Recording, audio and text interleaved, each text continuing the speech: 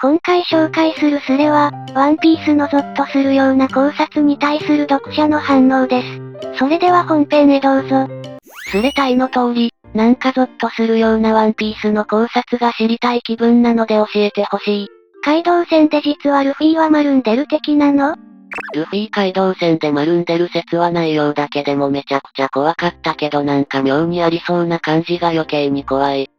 ホーキンスの肉嫌いはマム式能力継承を行ったから説特にリソースないからネタ考察の範疇だが見た時はゾッとした。他に肉嫌いなキャラクターいたっけ？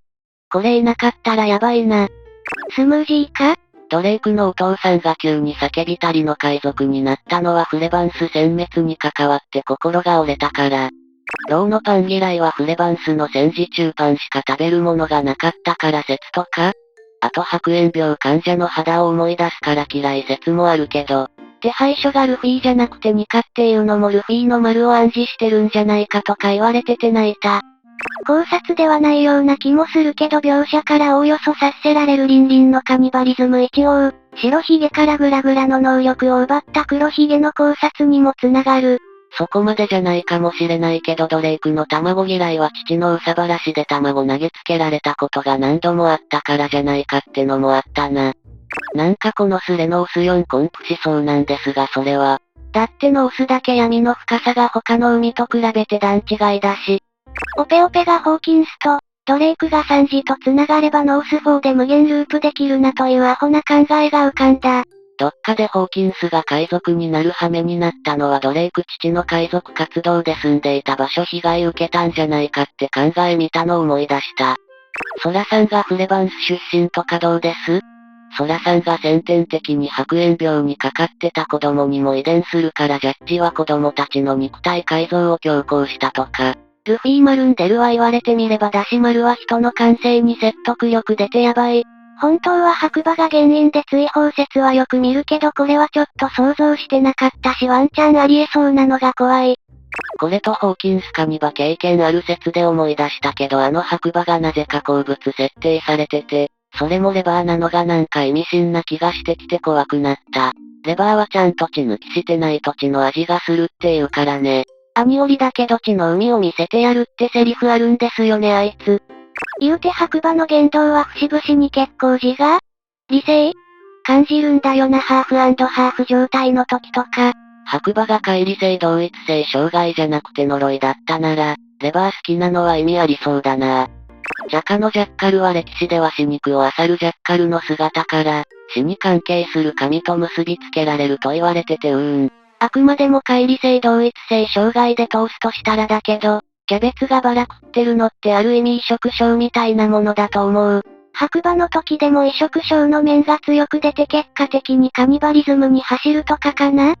乖離性って重度のトラウマを抱えた人がそのトラウマを別の人格に押し付けようとすることで生まれるらしいから何かしらのトラウマがあったりするのかな。上でも何度か出てるけど黒ひげ海賊団の能力の奪い方もあれ人肉食ってますよね。果実が丸んだ能力者の近くにリポップするのはシーザーも知ってておかしくなさそう。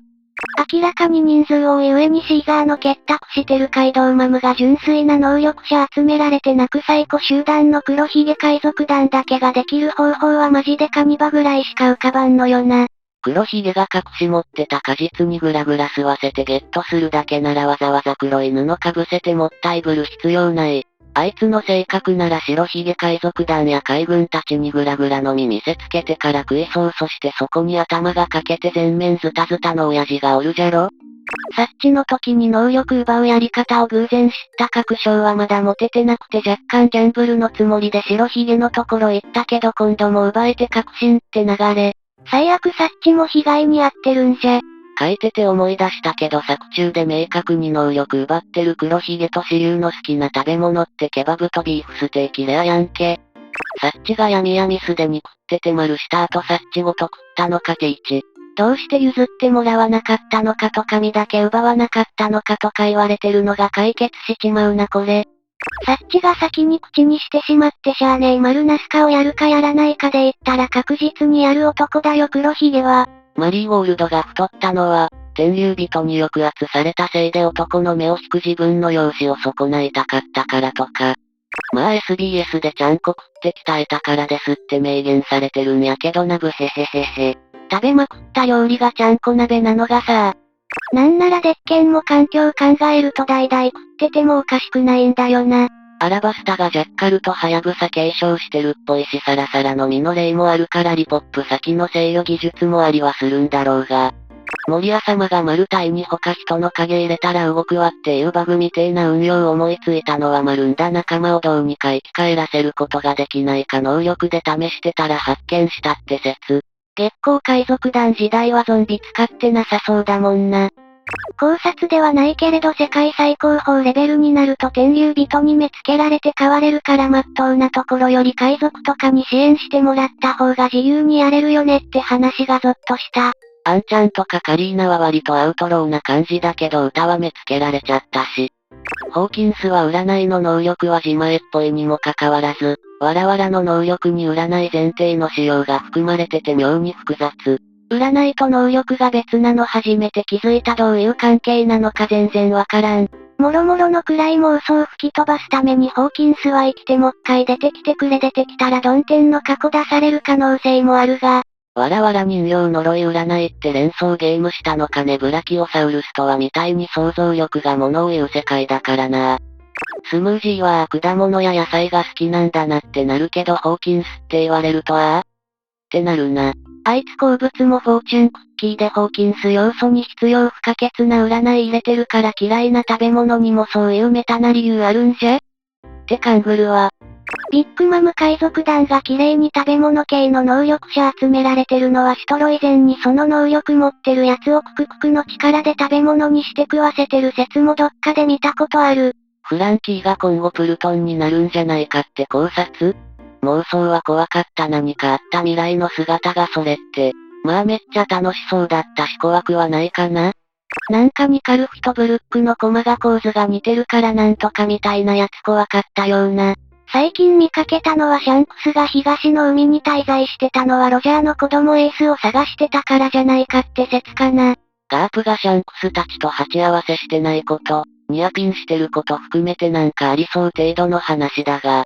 地味に明かされていない波の正体は天候を操る古代兵器ウラノス天空神。ルフィが街道線で一度丸んでるのはガチかと思ってたそれでまた生き返ったのかと。勝手に思ってる考察？でもないことなんだけど、テゾーロとコアラの種の天竜人は同じ人じゃないかと思った。テゾーロは笑うなされてて、コアラは常時笑顔だったから、こういう笑いを強制してくる天竜人がいたんじゃないかな。悪魔の身に石が宿るのはもともと自前で能力を持っていた昔の人々が封じられているから説もちろんにかもだ。